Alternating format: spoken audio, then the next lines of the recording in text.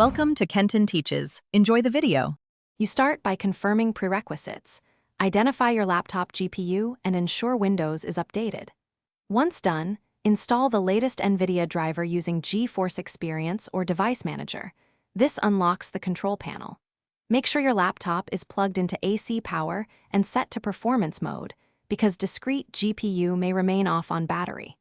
If your BIOS has a GPU setting, enable the discrete Nvidia option. These steps let you access Nvidia display settings rather than relying on integrated graphics. You now open the Nvidia control panel or use the GeForce Experience overlay.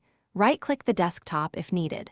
In Manage 3D settings, set the preferred graphics processor to high-performance Nvidia GPU so apps use the discrete card.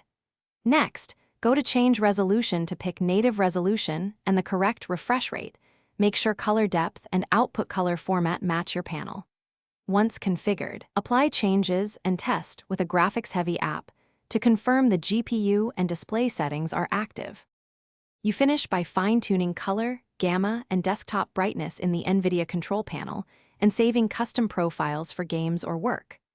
Once done, test settings on battery and while plugged in, and verify external monitors inherit the correct profile.